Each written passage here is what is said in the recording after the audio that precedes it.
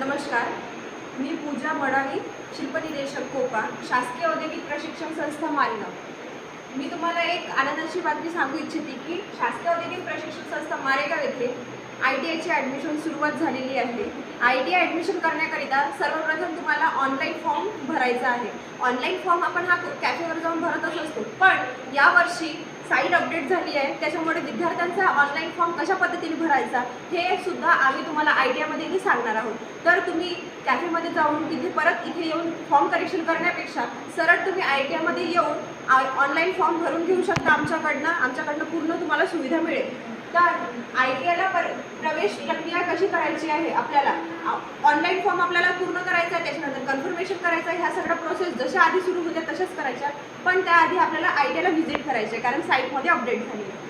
तर 10वीच्या गुणांच्या आधारे तुम्ही इथे प्रवेश घेऊ शकता आणि पारदर्शक व केंद्रीकृत इथं तुमची जी सिलेक्शन प्रोसेस राहणार आहे त्याच्यामध्ये कुठलीही वशिलेबाजी किंवा अजिबात धारा राहणार नाही, कारण सगळ्या गोष्टी ऑनलाईन झालेल्या आहेत। ज्याला फर्स्ट कम्स फर्स्ट सर्व अशा पद्धतीने राहणार आहे। मेरिट लिस्टनुसार 10वीच्या मेरिट लिस्टनुसार तुमचं इथे सिलेक्शन होणार आहे आणि त्याच्यानंतर ज्यांचं सिलेक्शन फर्स्ट सेकंड थर्ड राऊंडमध्ये होत नाही किंवा चौथ्या राऊंडमध्ये होत नाही, मग त्यांच्यासाठी काउन्सिलिंग राऊंड असतो आणि ऑन स्पॉट तिथे ॲडमिशन होत असते। एखाद्याला ॲडमिशन मिळाली नसेल एखाद्या ट्रेडला तर, आणि ऑनलाईन प्रवेश आहे त्याच्यामुळे ऑफलाईन प्रवेश प्रक्रिया पूर्णपणे बंद आहे। त्यासाठी आवश्यक लागणारे कागदपत्र मी तुम्हाला सांगते। सर्वात महत्त्वाचं म्हणजे 10वीची गुणपत्रिका, शाळा सोडल्याचा दाखला। आता शाळा सोडल्याचा दाखला जर तुमचं 10वी झालं असेल तर तुमच्याकडे 10वीची TC असेल, तुमचं ग्रॅज्युएशन झालं असेल किंवा 11वी 12वी तर तुमच्याकडे 12वीची TC किंवा ग्रॅज्युएशन TC असेल, तर जी तुमची रिसेंट TC आहे ती तुम्हाला लागेल इथे। जात प्रमाणपत्र, कास्ट सर्टिफिकेट,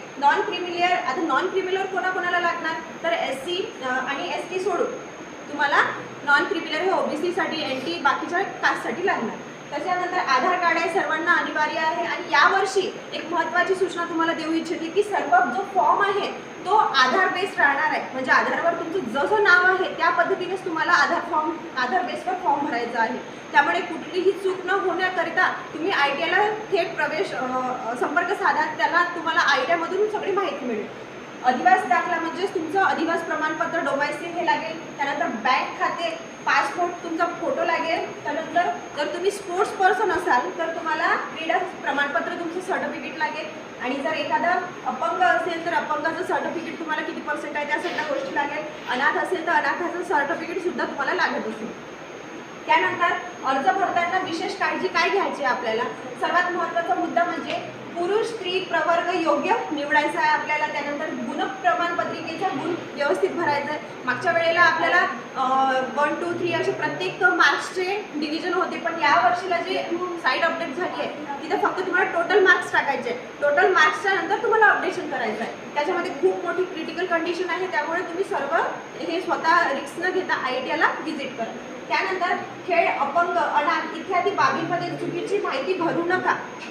याच्यातही खूप गोष्टी आहेत। अपंग प्रमाणपत्र कुठलंच अपडेट होते आणि कोणाला लागू होते ह्या सगळ्या गोष्टी आहे। अनाथ प्रमाणपत्र, आता जर अनाथमध्ये खूप कंडिशन आहे। सपोज जर एखादा मुलगा अनाथ आहे किंवा मुलगी अनाथ आहे, तिला तिच्या आई वडिलांचं नाव माहिती आहे आणि ती तिच्या कोणत्या नातेवाईकांकडे राहत आहे तर तिला अनाथमध्ये मोडल्या जाणार नाही, तिला तिच्या आई वडिलांची माहिती भरावीच लागेल। आणि जर एखादी विद्यार्थी, एखादी मुलगा मुलगी तो अनाथ आश्रमामध्ये राहत असेल तर त्यांना अनाथ आश्रमाचं सर्टिफिकेट लागेल, व्हॅलिड सर्टिफिकेट लागेल, त्यांचा पूर्ण सही सिक्का सकट त्यांचं लेटर हेडवर त्यांचं सर्टिफिकेट लागेल। त्यानंतर पसंती क्रमांक, ट्रेड ऑप्शन काळजीपूर्वक निवडायचे आहे कारण त्याच्यात खूप मोठा प्रॉब्लेम होतो। मग तुम्ही एखादा ट्रेड निवडला, मग तुम्हाला दुसरा ट्रेड घ्यायचा होता, ह्या सगळ्या प्रॉब्लेम्स नसल्या पाहिजे। त्याकरिता तुम्ही ITIला जर व्हिजिट दिली तर तुम्हाला आम्ही डिटेलमध्ये माहिती सांगू शकतो। त्यानंतर भरलेल्या अर्जाची प्रिंट घेऊन सर्व माहिती तपासायची। आता ही तपासण्याकरिता आपण जर प्रत्यक्ष ITIमध्ये उपस्थित राहिलो तर तुम्हाला इथून जी फॅसिलिटी आहे ती वेगळी मिळेल, कारण प्रत्येक जण इथे 2-3दा तपासेल। काउन्सिलिंग टीम वेगळी आहे, इथे ॲडमिशन प्रोसेस करणारी टीम वेगळी आहे, कन्फर्मेशन टीम वेगळी आहे आणि मेन जे ॲडमिशन करते ती सुद्धा टीम वेगळी आहे। त्यामुळे ही पारदर्शकता 2-3-4 स्टेपमधून फॉलो होऊन ती चेक होणार आहे। त्यानंतर महत्त्वाच्या सूचना काय राहील, जातीचा दाखला विद्यार्थ्याच्या स्वतःच्या नावाचा असावा। हे सर्वांना माहिती आहे, स्वतःच्या नावाचा जो जातीचा जो दाखला आहे महत्त्वाच्या सूचनामध्ये आहे, जातीचा दाखला हा विद्यार्थ्याचा स्वतःच्या नावाचा असला पाहिजे। तसेच ओबीसी, बीजेएनटी, एसबीसी साठी नॉन क्रिमिनल प्रमाणपत्र आवश्यक आहे. मी इथे तुम्हाला सांगितलं नॉन क्रिमिनल प्रमाणपत्र कोणासाठी आवश्यक आहे?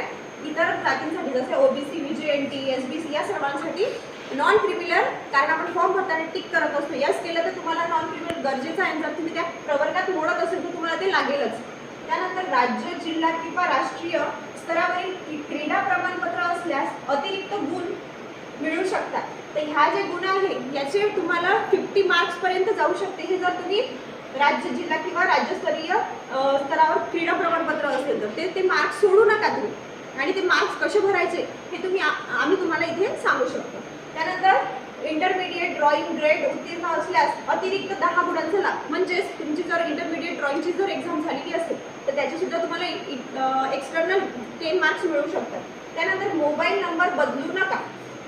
मोबाईल नंबर जो आधारशी लिंक आहे तोच मोबाईल नंबर तुम्हाला इथे फॉर्म भरायचा आहे. इथे खूप मोठा प्रॉब्लेम होतो. PRN जनरेशनसाठी नंतर मग खूप प्रॉब्लेम्स होतो. मग वरून पण खूप मोठी प्रोसेस करावी लागते. त्यासाठी तुम्हाला आता ही जी साईट नवीन दिलेली आहे त्यामध्ये फक्त तुम्ही आधार बेस्ड डेटा भरणार आहात आणि आधारला जो मोबाईल नंबर लिंक आहे त्याचीच इथे ॲडमिशन होणार आहे आणि ते सगळ्या गोष्टी इथे चेक होणार. त्यामुळे मी हा व्हिडिओ बनवत आहे तर आत्ताच जे गरजू विद्यार्थी आहेत त्या सर्वांनी आधार लिंक करून घ्या. आणि तसे 10वीसाठी आता राज्य शासनाकडून नियमच निघालेले आहे की 10वी तुमचा जो आहे मोबाईल नंबर आधारशी लिंक करा. आधार प्रत्येकाचं अपडेट ठेवणं गरजेचं आहे आणि दर 5 वर्षांनी प्रत्येकाने आधार अपडेट केलंच पाहिजे जर तुम्ही भावी नागरिक असाल आणि सुजाण नागरिक असाल तर. त्यानंतर मोबाईल नंबर बदलू नका. सर्व संदेश तुम्हाला नोंदणीकृत मोबाईलवरच येतात आणि पहिल्या पसंतीतील व्यवसाय मिळाल्यास प्रवेश घेणं बंधनकारक राहील. जर तुम्ही फर्स्ट ऑप्शन टाकलं, पहिल्या राऊंडला जर तुम्हाला जो ट्रेड मिळाला आणि फर्स्ट ट्रेड मिळाला म्हणजे राऊंड 1 आणि पसंती क्रमांक चॉईस 1 ऑप्शन 1 तर तुम्हाला तो ट्रेड घ्यावाच लागेल. अदरवाईज तुमचं तिथून तुम्ही बाद होणार, तुम्ही त्या राऊंडमधून बाद होणार. मग डायरेक्ट तुम्हाला काउन्सिलिंगला यावं लागेल. काउन्सिलिंगपर्यंत त्या ट्रेडला जागा शिल्लक राहणार का याची गॅरंटी नाही. त्यानंतर तुम्हाला एक ॲडमिशन वेबसाईट सांगते जर तुम्ही स्वतःहून भरत असेल. पण चुका होण्यापेक्षा आणि परत इथे येऊन तुमच्या चुका सुधारण्यापेक्षा आम्हाला हेडेक देण्यापेक्षा तुम्ही एकदाच आमच्याकडे येऊन जा. डॉक्युमेंट्स घेऊन आम्ही तुमचं हे फॉर्म कम्प्लीट करू. admission.dvet.gov.in सर्व अपडेट्स, गुणवत्ता यादी व प्रवेश संबंधित माहिती या संकेतस्थळावर उपलब्ध राहणार आहे. फी संरचना कशी असणार आहे? फी कशी? तर फी काय आहे? मागासवर्गीय विद्यार्थ्यांसाठी 950 ही एका वर्षाची फी राहणार आहे. तसेच खुला प्रवर्ग ओपन कॅटेगरीसाठी 1950, 1950 आणि 3350 या पद्धतीची फी स्ट्रक्चर राहणार. आणि IMCची फी जी आहे ती वेगळी राहते कारण IMCचा कोटा हा मॅनेजमेंट कोटा असतो आणि हा आहे गव्हर्नमेंट कोटा.